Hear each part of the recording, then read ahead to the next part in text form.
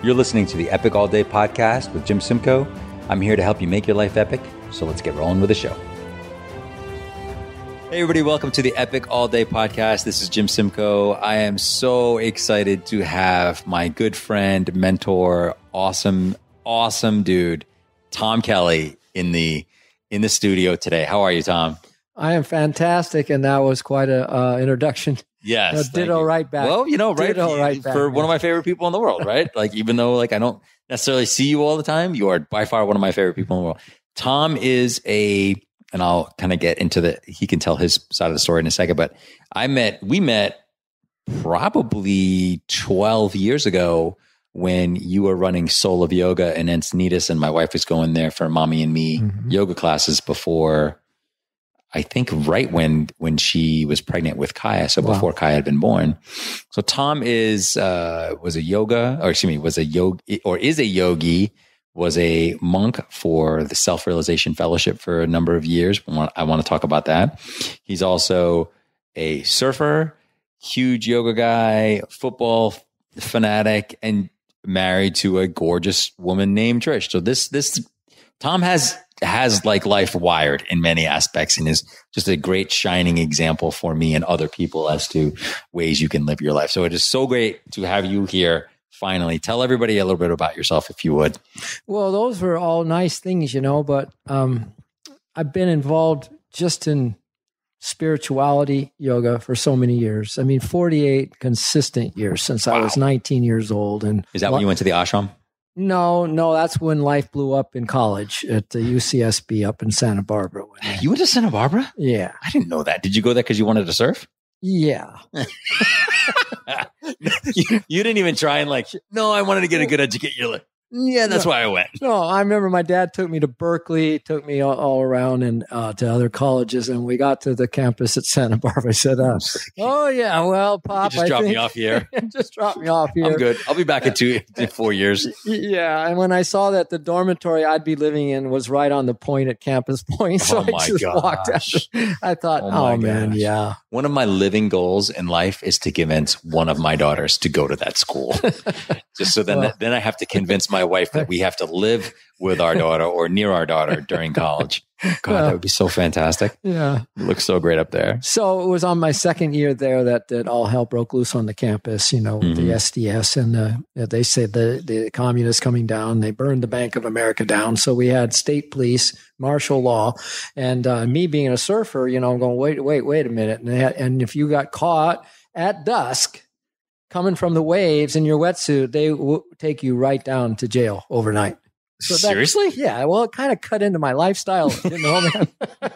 Yeah, I bet. And then I started questioning other things like this isn't quite the picture I had in mind because it was a pretty serious situation. Right. And, and then I ran into Autobiography of Yogi by Paramahansa Yogananda. And when I read that book, my life completely changed right then. So ever since then. Did you feel that viscerally? Did you feel that in your bones once you read that book? I feel like certain books you read and just you're just never the same. Well, it was even prior to the book because I remember I was a waiter at Chart House. Those were the days of Chart House.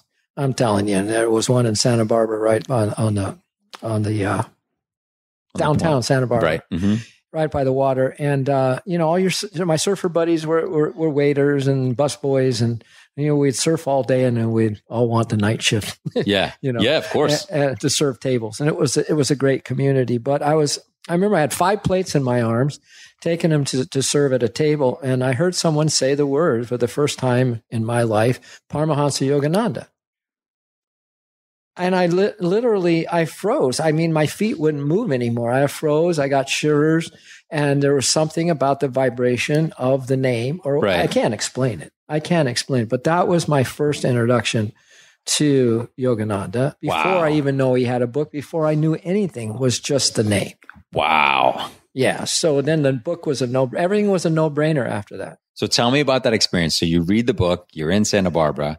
How do you get from Santa Barbara and reading the book down to living in the ashram? Well, yeah, if I put my head on that, I never would have made it down to the ashram. Okay.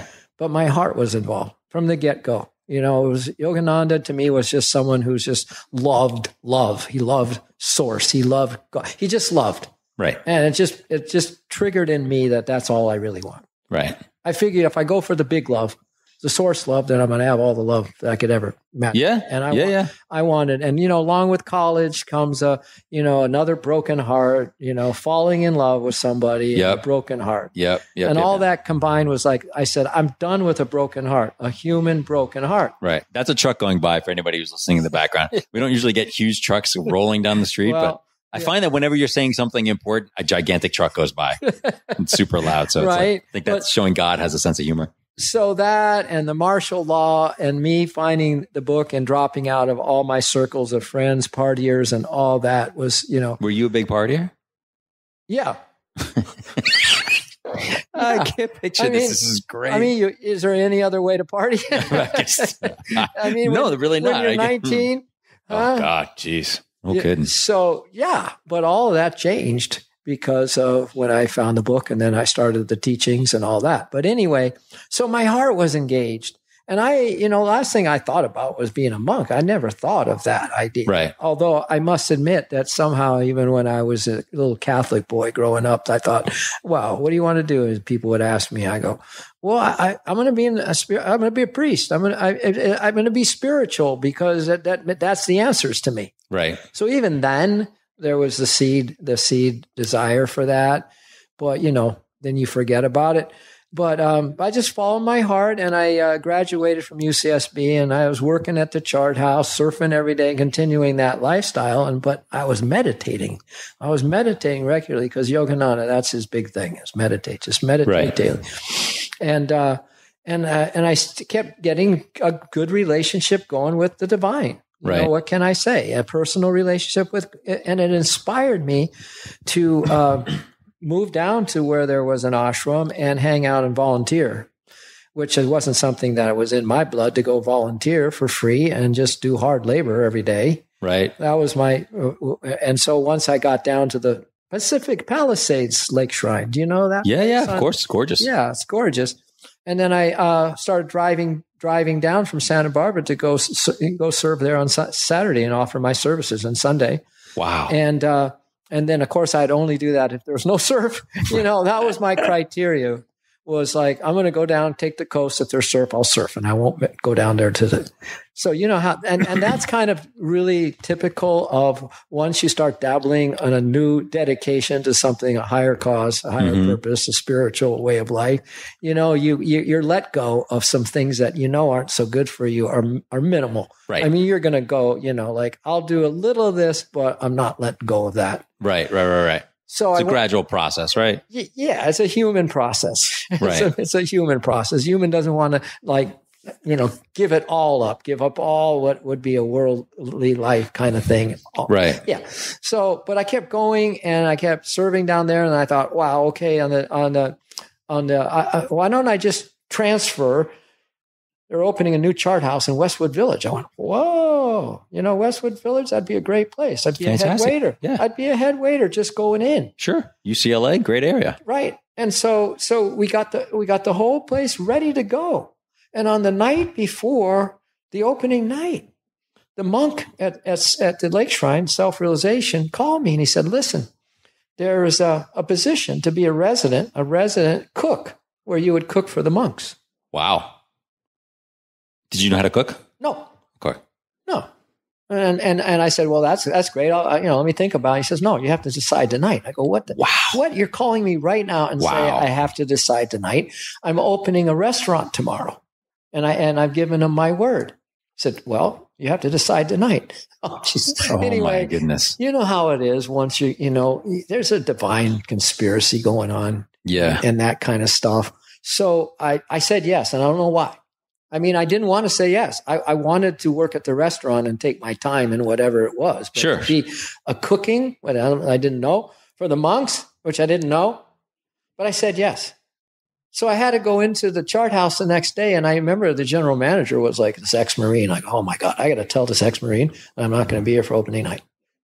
What'd he say? And I'm telling him the story. I said, listen, I kind of said like, I work at the chart house. I love it because of the community. It's just beautiful. But I found another community, it's a spiritual community. And I think I need to dedicate myself to that. And just blah, blah, blah, blah, blah, blah. And I got to start there right away. And I'm really sorry, but he had tears in his eyes, man. Oh, wow. He got my heart. He said, listen, I get you. If you ever need a job, come and see me.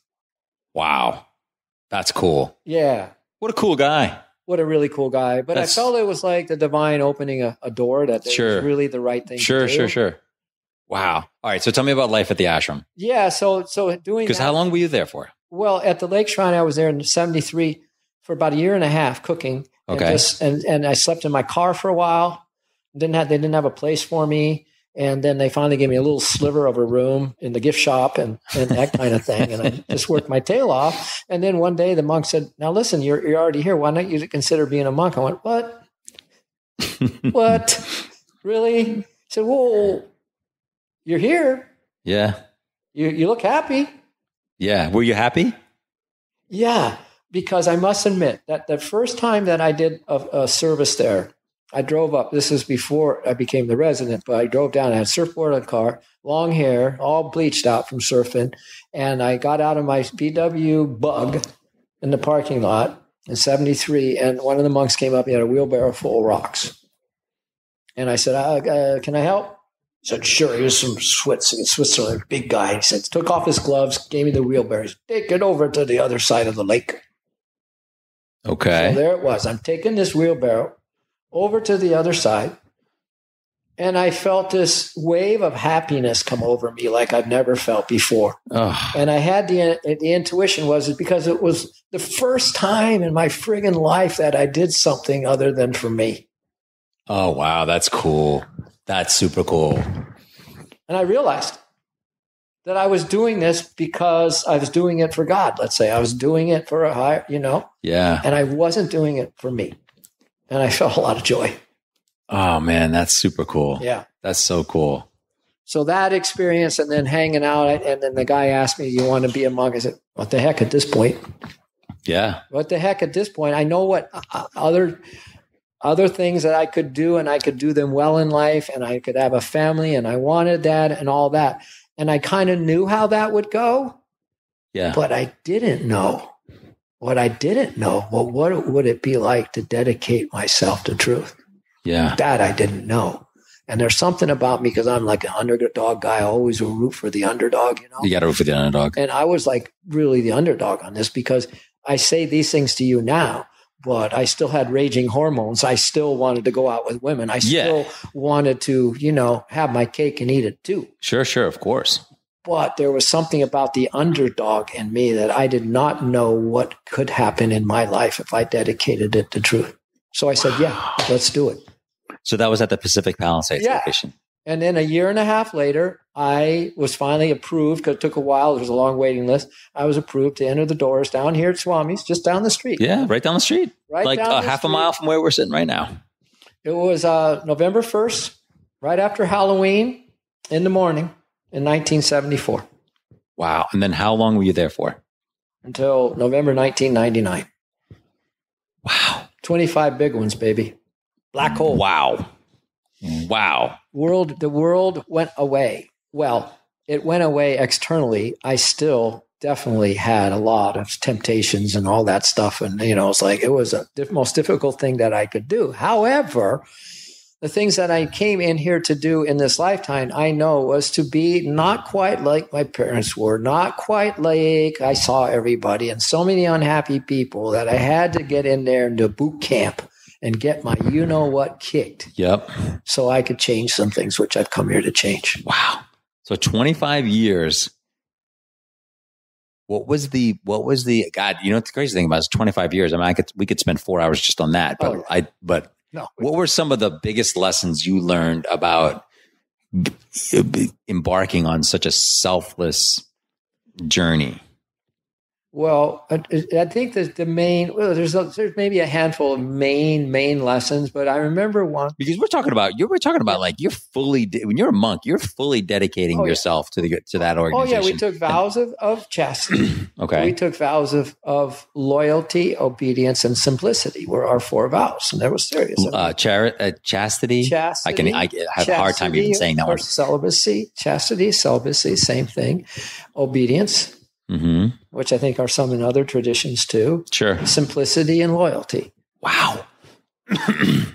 And I mean, and Yogananda, I can testify to his ashrams. They are just no messing around. In fact, the very second day I was there, I realized I got myself into the big leagues of spirituality. There was no messing around. Right. I could tell because you start with about 14, 15 other monks. Oh, you do? Okay. So you start with a class. Oh, yeah. Like it's called a postulant ashram before you even become a novice monk. You're just in a postulancy with these other guys. And I saw these guys, they're playing hardball, man. They're playing like big leagues, like everyone's trying to it seemed to me, because I was a little judgmental, everyone's trying to outdo the other guy and being a good guy, a better guy. Right. And I'm going, oh, man, really? Like, wait a minute. Really? I want to surf. Really? Yeah. I mean, all right. So, but before I answer your question on the big lesson or one of them, on the third day, I went on a Friday. On Sunday, I was ready to leave. Really? Oh, yeah. You were just like, wait a minute. This is what I freaked out. When I got there, and I had a room right on Swami's Park. Right. Oh, my goodness. And I remember when I walked into the room, I'm looking down at the park. But in, like that, when I had the wheelbarrow and I got that big hit of that selfless love that came over me, and I looked out and I said, I'm home. Right. I'm home. But my whole journey had been, I've been in my heart. I did this because of this interior love and this need to get close to the truth. And then when the doors shut behind me, then my ego finally stepped forward. Right. And my mind freaked out. Wow. And it continued to freak out for years. Really? Yeah. But you stuck with it, though.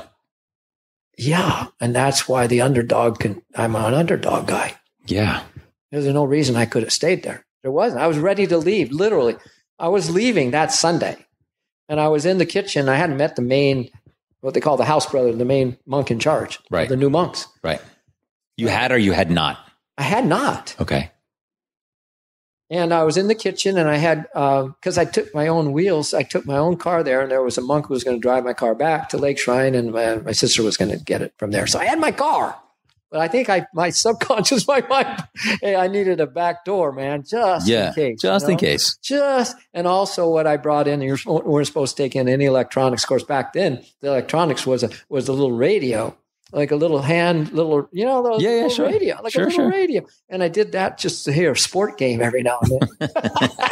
So I hid it in my suitcase. Man. Oh, that's so funny. In case the times get tough there. You never know. Yeah. And so I had the car there, but anyway, so he come in, and the first thing he said to me, he looked at me right in the eye. He said, "Why are you thinking of leaving?" Really? So he knew. Well, he knew. But then the way I thought in those days was like, oh, God, they read minds here. It kind of freaked me out. Yeah, you think? Yeah. Yeah. And so I was pretty sure the only person who knew how to read my mind was my wife. Exactly. And so I said, how do you know? He says, written all over your face. Wow. All over your face. He's kind of calling you on your shit right away, huh? Yeah. Well, this guy saved my butt for 18 years. Then he died. He was my counselor. And if it wasn't for him, I wouldn't have stayed there but the 3 days. Wow. So he sat me down and said, listen, before you head out, and I know you are, let's have a little chat. I said, fine. So, but basically he said an argument that I couldn't refute. He said, look, you waited 1.5 years to get here. Give us 1 year. Just give us 1 year. And at the end of that year, we'll review the situation and we'll see if you're happier. Mm-hmm. If not, you go. Yeah. Dang, I couldn't. It's hard to argue with that logic, right? He had me, man. Yeah, that's a tough. Yeah, he was from Czechoslovakia, an international lawyer. He was a world accomplished musician. He solo climbed mountains in Europe that still today no one has climbed. He was like one of the Renaissance man, and just this gift of God to me, really. So I said, okay, I'm here. But okay, here's the lesson. One of them. Yeah. I kind of grew up well-to-do family, got my way, got anything I wanted. Yeah. Got the girls, got whatever. Right. And I wasn't getting one bit of attention there. Not one. Really? No, okay. Not one bit of attention. Now, you think you go in there and you're special, you're going to be specially treated. You're going to get the boot camp, man. And it drove me crazy. I think it was Oscar Wilde said, there's only one thing worse than being talked about is not being talked about, right? And so I saw this monk who was in charge disciplining one of the young men who was making an omelet, because this guy was an accomplished cook. So we learned how to cook there. And the guy was not concentrating. So the monk hit him at the spiritual eye point. Bang! I was watching. And, I actually felt, I wish that he would do that to me. Oh, really? Anything to show that I'm here. I'm here, people. I'm here. Pay attention to me. Pay attention to me, please. Anything.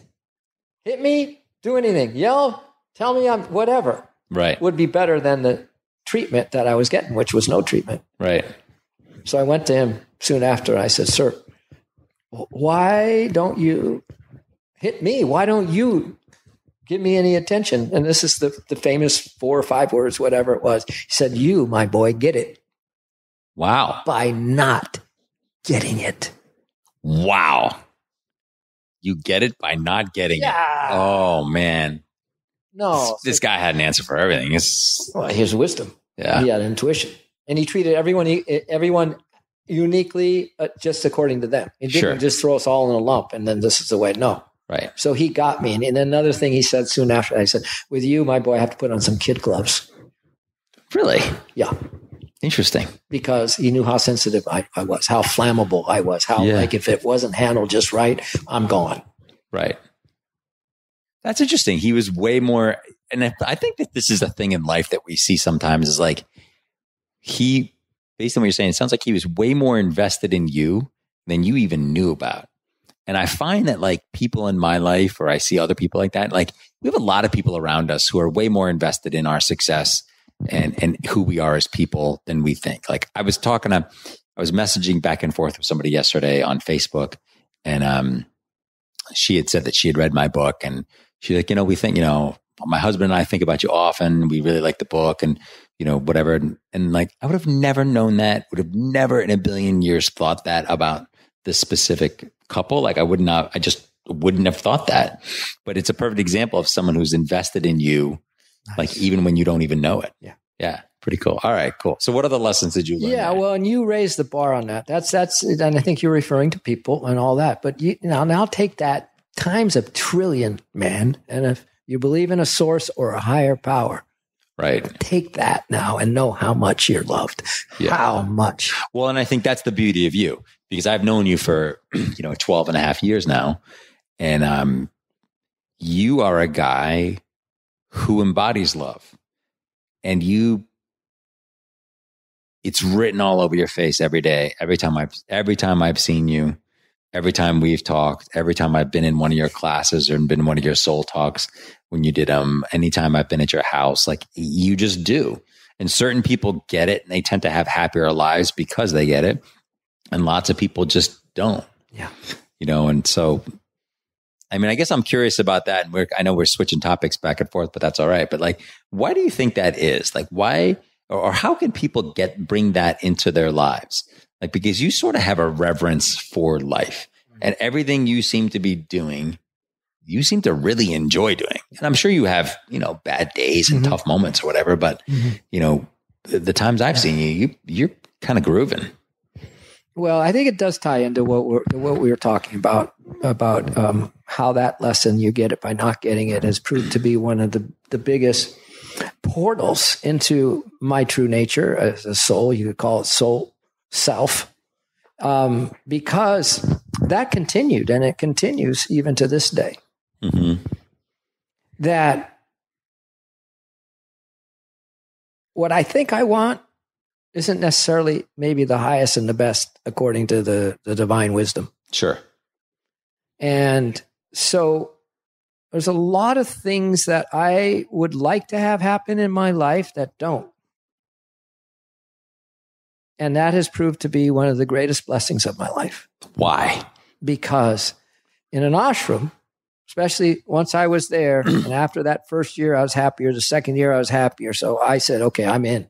I don't care what I'm going through. This is the true hardest thing I could possibly be doing, to be changing myself. Yeah. In the way I need to change. I'm going to be harmonious in this environment here. was the fact that because I wasn't getting what my little selfish needs were and my old patterns wanted, what recourse did I have? Luckily for me, yeah, I could, you throw yourself into service there, but that wasn't what I went there for. That's a natural, that's like the fruit of a tree. But I went there for the tree. I went there to be the source of that tree. So in other words, what I'm saying to you is that I had no other place to turn but to the source of me. To go up. Yeah, to God, to the truth, to what I was seeking. You had to let go of your selfish side, selfish self. You had to. You didn't have a choice. I had to. I had no choice. And I put myself, because we create our lives, I put myself in a situation where I had no other options. Yeah. And so I had to take that energy from all these things that are frustrating me and channel it. You know, that's called alchemy or transmutation. Right. And I channeled it into more love because the love was what I came there for. That's the purpose of my existence, for more love. And so with love, I'm able to do anything, and I'll sacrifice anything for love. Well, love does that, right? You do anything for your family, anything for your children, anytime, anywhere. It's a no-brainer. Yeah. So that's why I committed myself to this deep interior life with Source and meditation. We meditated 3 to 6 hours a day. Yeah. Take me through it, because I don't know if everyone knows what living in an ashram's like, but take me through a typical day. What's a tip? Not a day, not a Sunday where you're having services, right, but like just a typical day. Well, a typical day. First of all, there's this practice of silence mostly. So till 8 a.m. in the morning, silence. At 8 a.m. at night, silence. You eat meals in silence. Sunday is all day silence, and you drive in silence. Wow. So there's this embedded in the life is silence, which is unbelievably sweet if you give yourself an opportunity to go on a silent retreat or whatever. Yeah. Right. But we get up, there'd be a gong that wake us up 5:30 in the morning, typically. We get up and we have our individual meditations and clean up until 7 a.m. And at 7 a.m. you met in a group where we had group energizing exercises that Yogananda taught, and then a group meditation. And then, so by 8 o'clock, from 5:30 to 8 is mostly meditation. So how many hours of meditation have you done before 8 a.m. by that point, usually? I would at least do an hour. Wow. Then the group meditation is 45 minutes. So just routinely, hour and 45 minutes before the start of the day. That's amazing. Right? That's so amazing. It is amazing. Most people, myself included, can't meditate for 5 minutes without being like, I got to do something. Like, right? What's going on? And that's okay, because 5 minutes or even 2 minutes, what I have learned in all of that, thousands and thousands and thousands of hours of meditation, really 3 to 6 hours a day for 25 years. Yeah. Do the math. That's got to be thousands, right? Right. That's an insane and amount. I'm still meditating to this day. Yeah. But what I've learned from all of that you don't just meditate to meditate, or if you want to have the fast track, that it's all about heart, number one.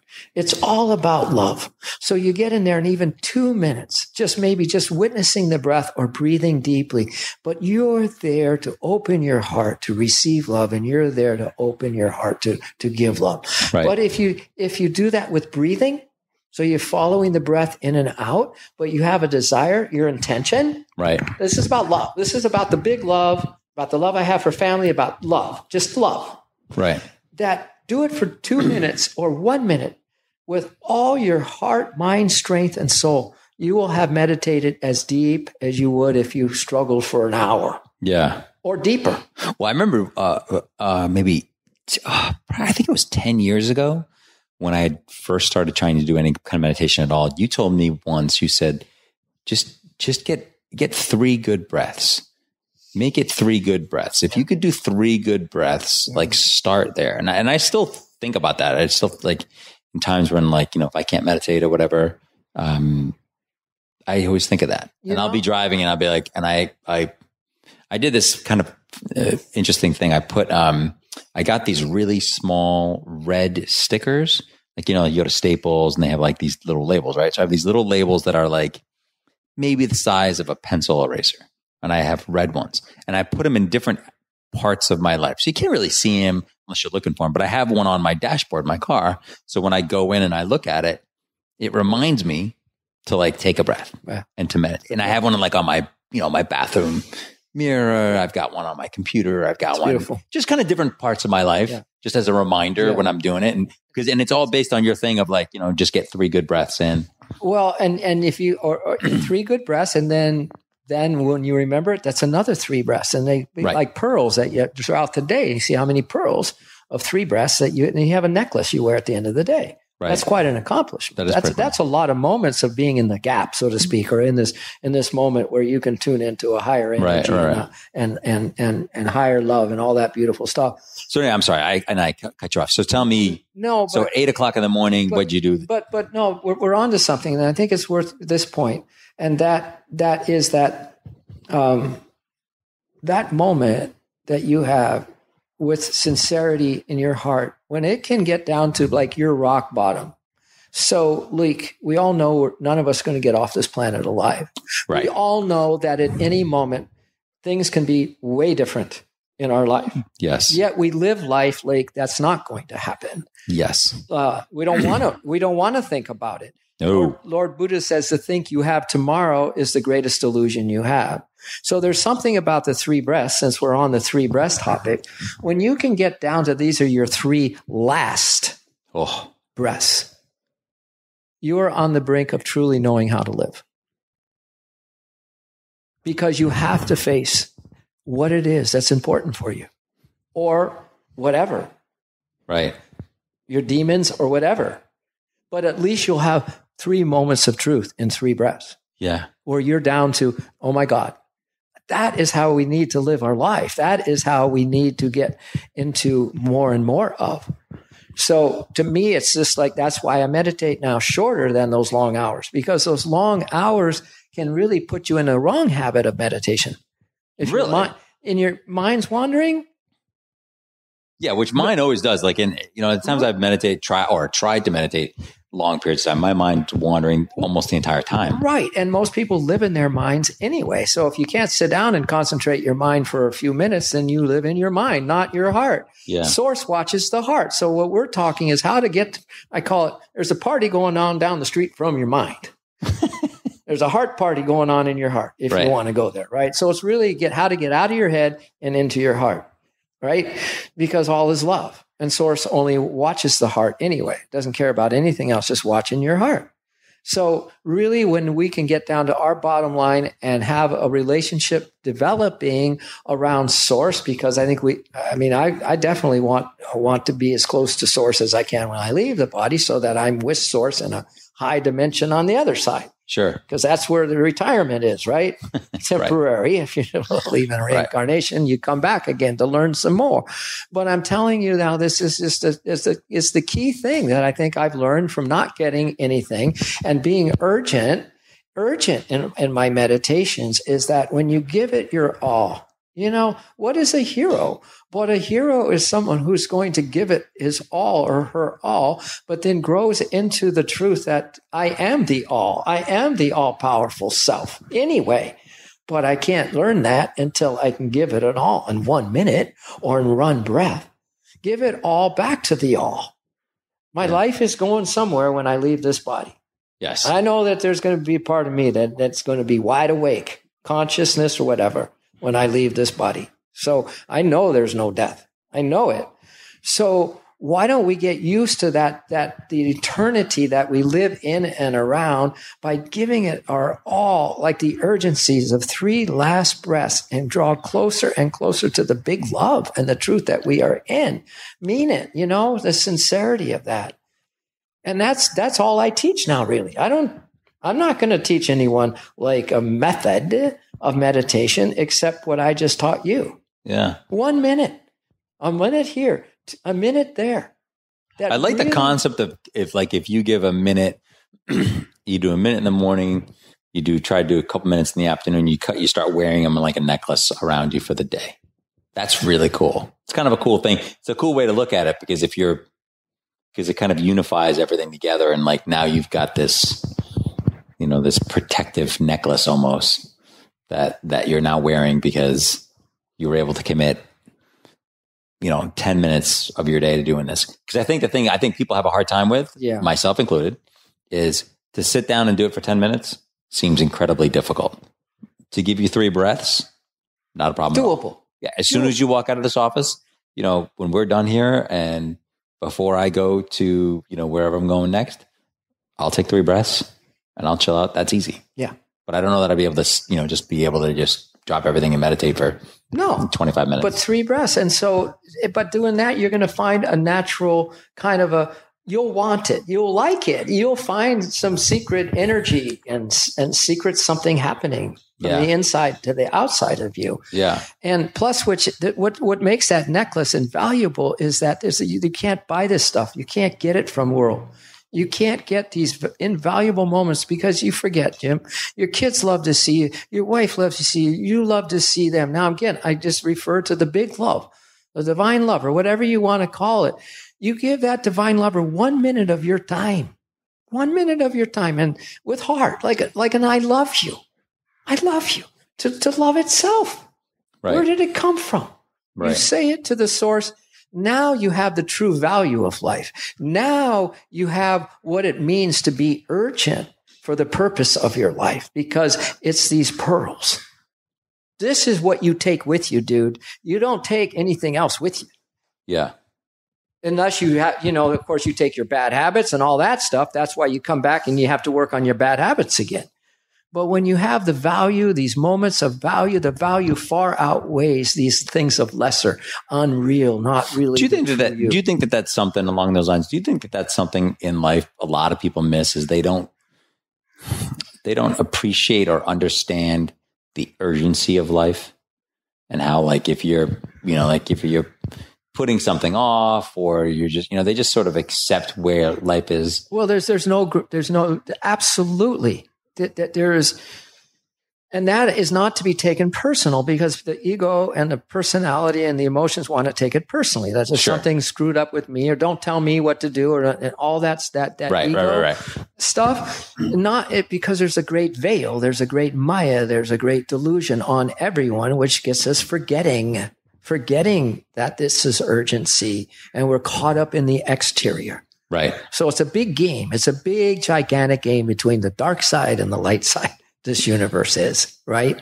So absolutely that people walk around like we're walking dead. Like we think we're living, but we're really the walking dead because we're not alive to the urgency and the preciousness of each moment and of each day. And the real value of it. Yeah. And I think what's interesting is what you just said. There's kind of a difference between living and being alive. Yeah. Right. Like there's a huge difference between the two. Yeah. Like when you're living, you're just kind of cruising. Yeah. And, maybe you don't notice things and you might not be tremendously unhappy, but you're also not like bubbling with the happiness that you seem to bubble with on a regular basis. Or well, it all comes from more value each day, more urgency each day. So that the value is there, and the value is the happiness. The value is the joy. It is the faith. It is the connection. That's something really powerful. So those are the things that you think about on a regular basis. That's my life.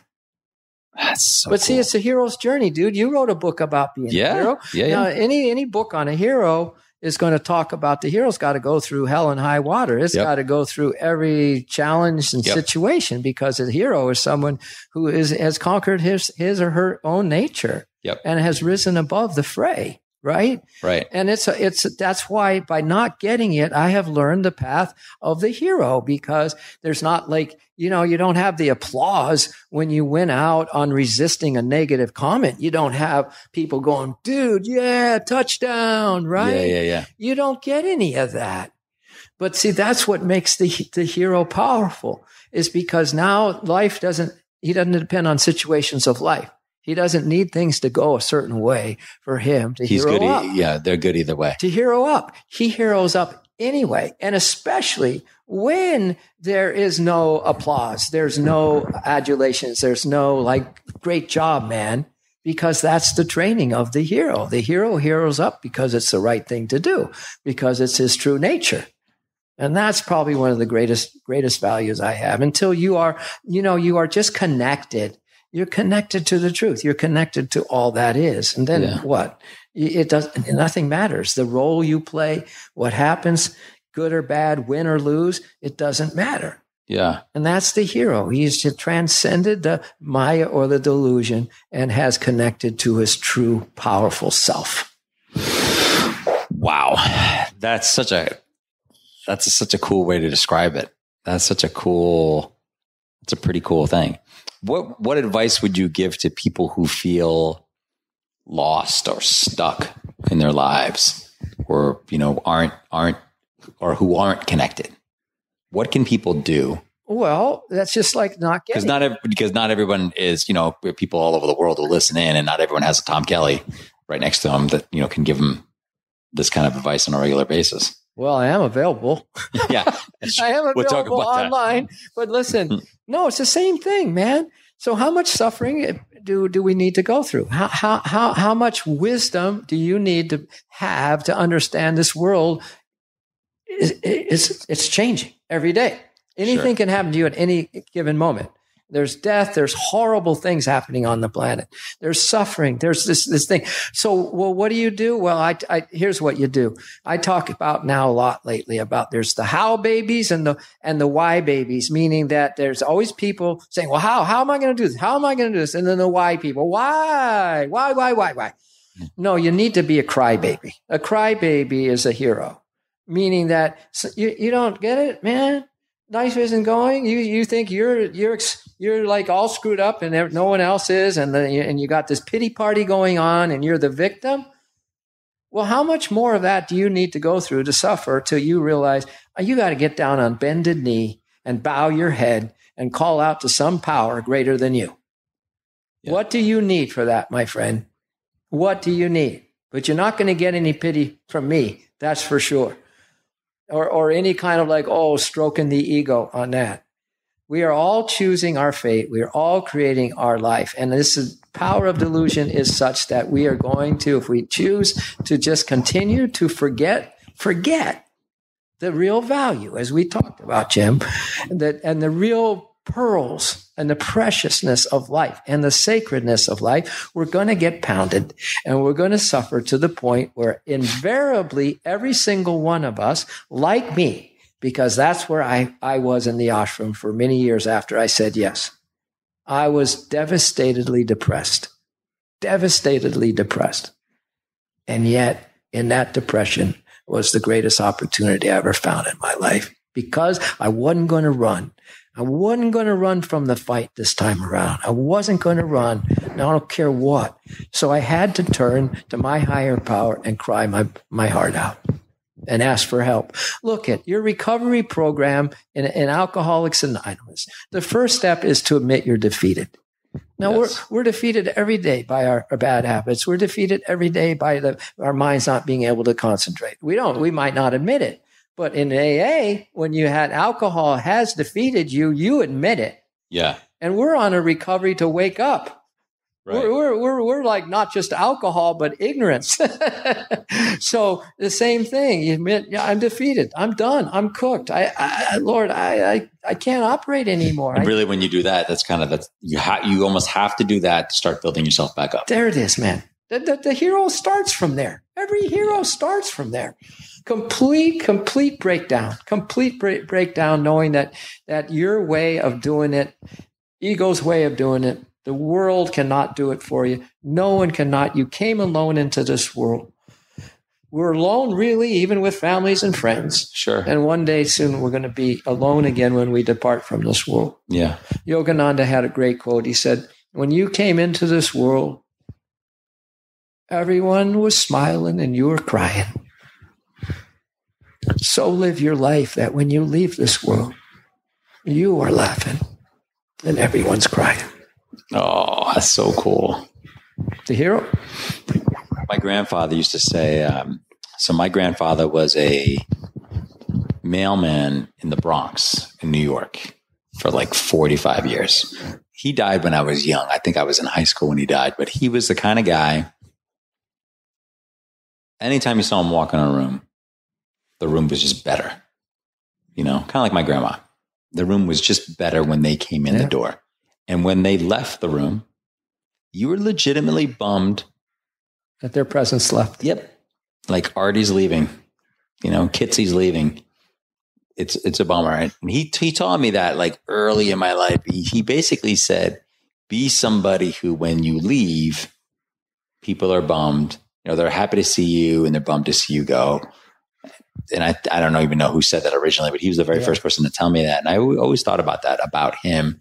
And then also about life. Like, wow, if I could have my life like that, when people are genuinely stoked to see me, and when I leave, like they're genuinely kind of bummed, like that's probably a pretty good life. I've made some good choices in that, right? I mean, there's a lot, there's other things to life, but I mean, there's that, that to me was like a good litmus test of like how to live.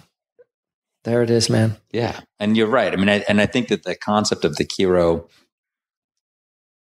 we talk about this a lot, and in the event that we're doing that you're speaking at, which I'm so excited that you're going to be speaking at it. We're going to go through this, but like, I really do believe that, everyone has an inherent hero within them. It's our job to bring them out. It's our job to,